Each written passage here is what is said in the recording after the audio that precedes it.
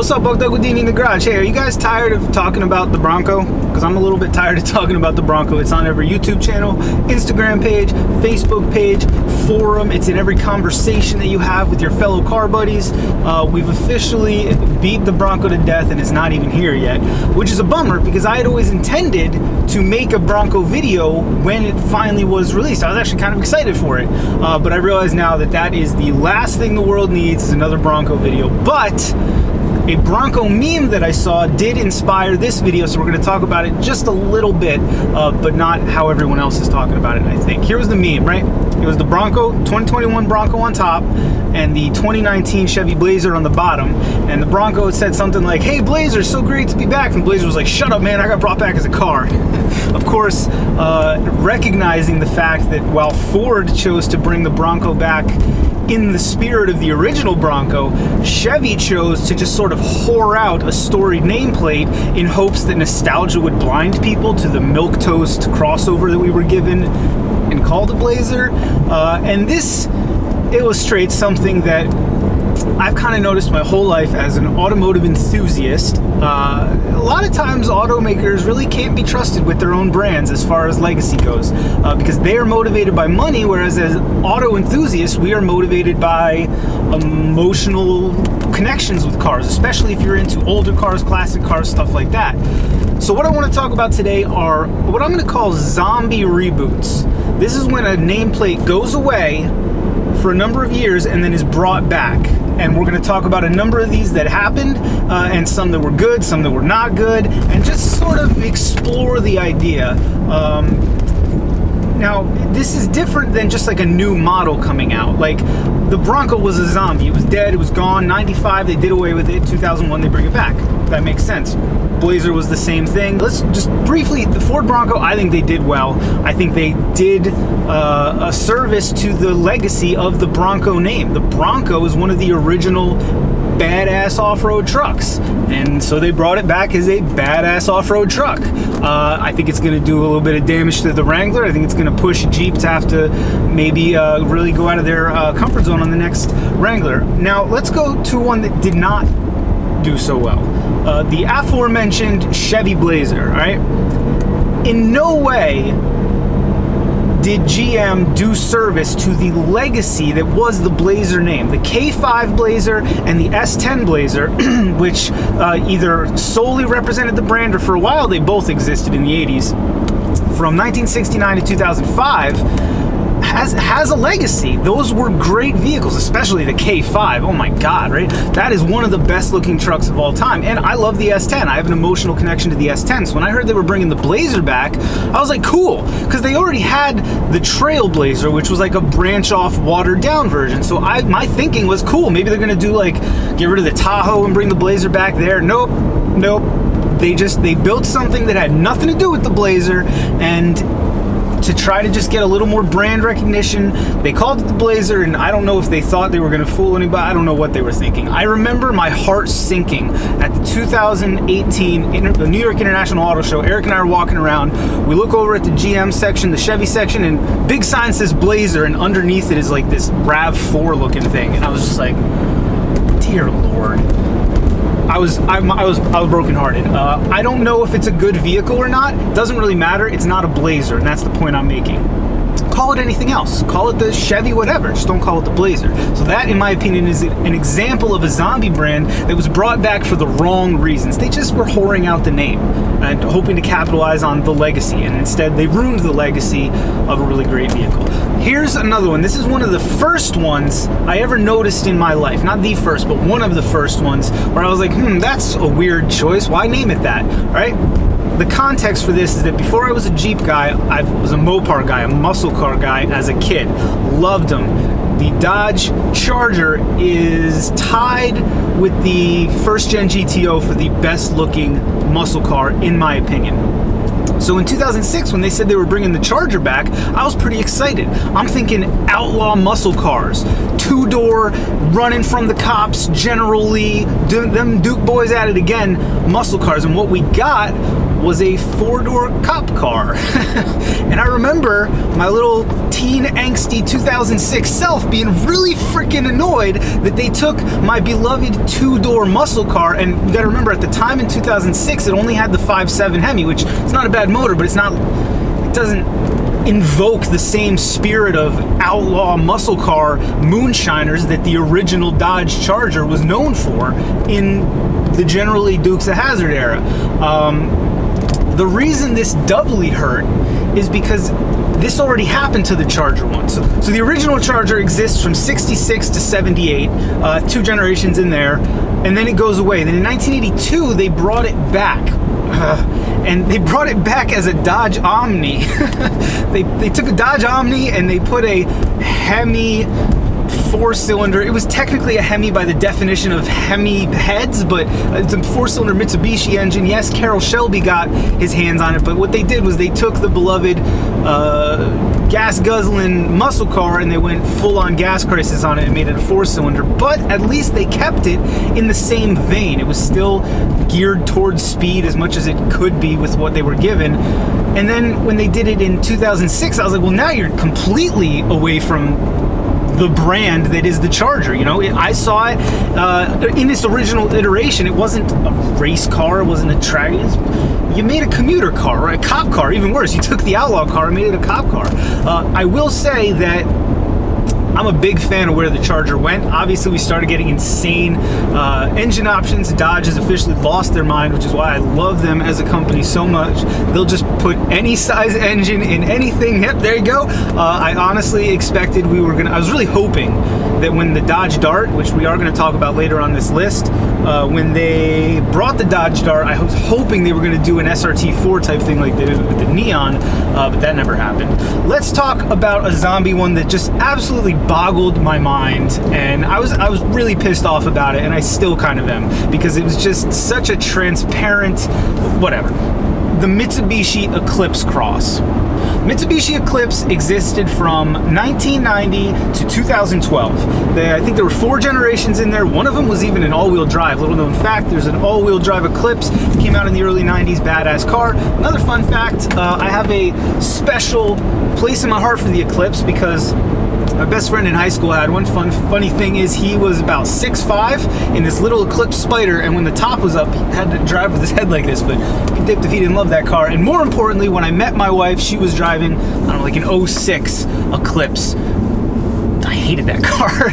And it was one of the happiest days of my life when she said, I think I'd like to trade it in for a Jeep Commander. And I said, I think that's a fine idea.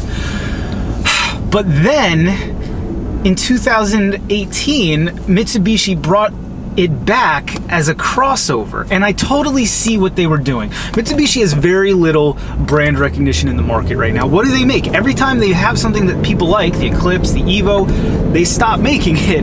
I think they still make the Outlander, which is clearly just a knockoff of the Outback. They're hoping that somebody, I don't know who they think they were going to fool with that one.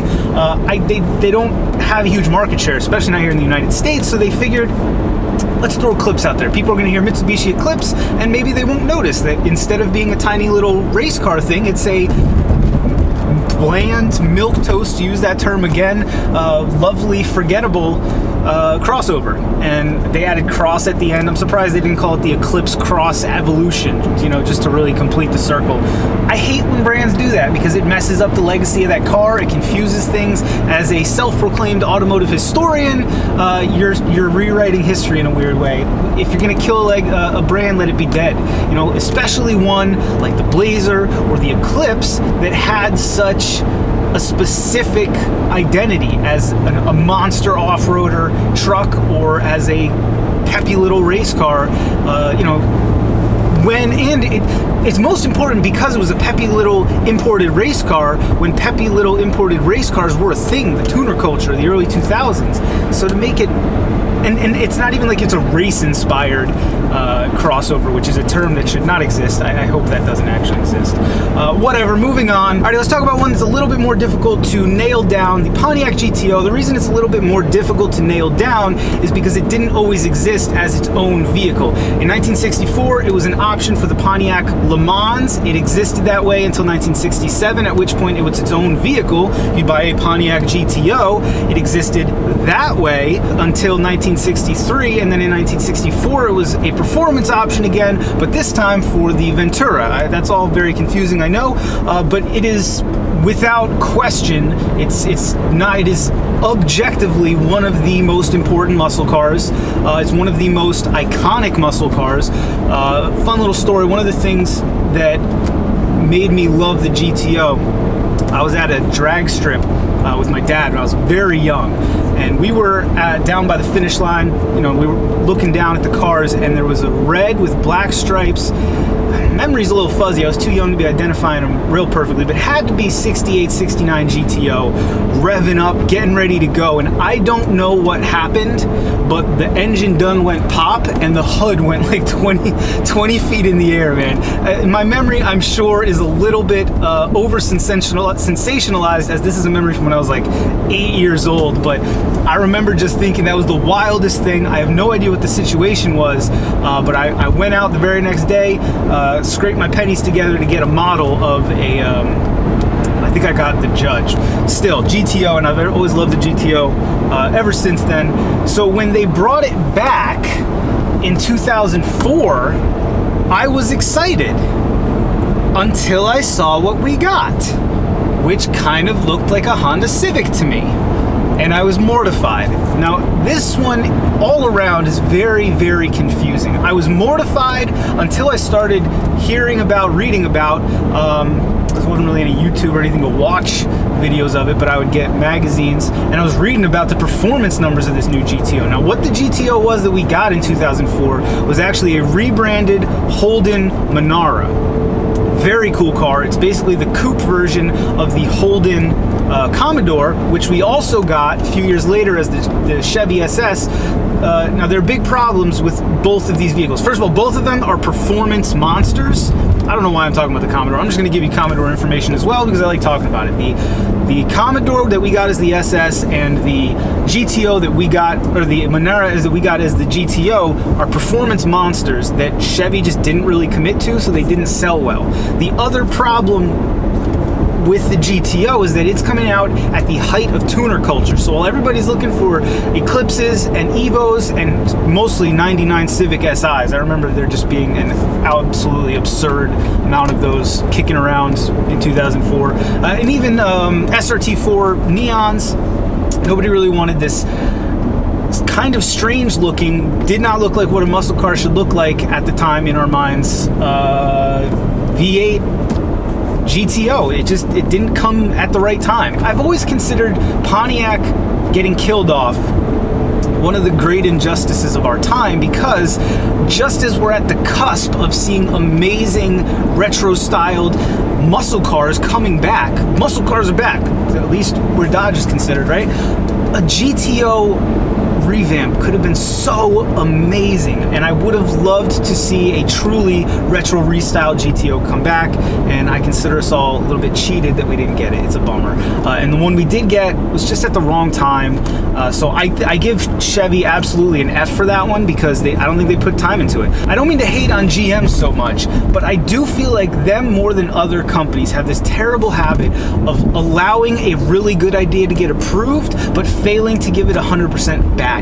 You see it with a lot of things. You see it with this GTO. You see it with the Chevy Ss. Kills me, because if they had marketed it better, it's a really cool car. It could have been a contender to compete with the four-door Charger. That's what it should have been. Chevy should have had a way to compete with the the 392 Charger and stuff, and they just didn't utilize it properly, and that's a huge bummer. Moving on, though, I'll stop hating on GM for a minute. As a self-proclaimed automotive historian and just automotive enthusiast, if you come to know and love a nameplate as one thing, it doesn't calculate when you see it as something else. And so I understand car companies have to do whatever's going to be most profitable, and if trying to beckon a little bit of nostalgia to sell a few more units does that, then that's what's going to get done. And if I was running a business, that's what I would do too. In fact, it's what I do all the time here, blabbering on about Jeeps and other old vehicles. I'm trying to capitalize on your nostalgia to further my business. And if you don't like what I'm saying, I don't know where I'm going with this. There's one last one that I want to add in, because I think it just is a very interesting when you look at it in the context of what we're talking about here, and that is the Jeep Cherokee. Jeep Cherokee starts its life in 1974 as the SJ Cherokee, which is basically a Wagoneer without the C-pillar. Full frame, the longer it lived, the bigger it got. They made a wide track version, very much competing with the original Blazer, the original Bronco, the International Scout. It's just it was your little off-road guy, man. It was a big beefy truck for doing fun stuff. And then in 1973, it goes away, and in 1984, it switches to the XJ. Now, I looked for confirmation of this hypothesis, but I couldn't find any. I have to assume that switch was not popular at the time. If you had been an SJ Cherokee guy for the 9 years of its life, and all of a sudden they took your full frame, pretty giant truck, and they made it a tiny unibody little SUV, which didn't even exist at the time. The XJ defined the SUV. I would have been pissed. I can't find any confirmation that it was received poorly, and I think that's because it ran for so long and it got so popular. I mean, it changed the game. So it's really hard to look back and make that claim. Like, the XJ was kind of Jeep shitting on Cherokee fans, like, kind of, like it's definitely just as egregious as the new Blazer having the old Blazer's name. It's equally egregious.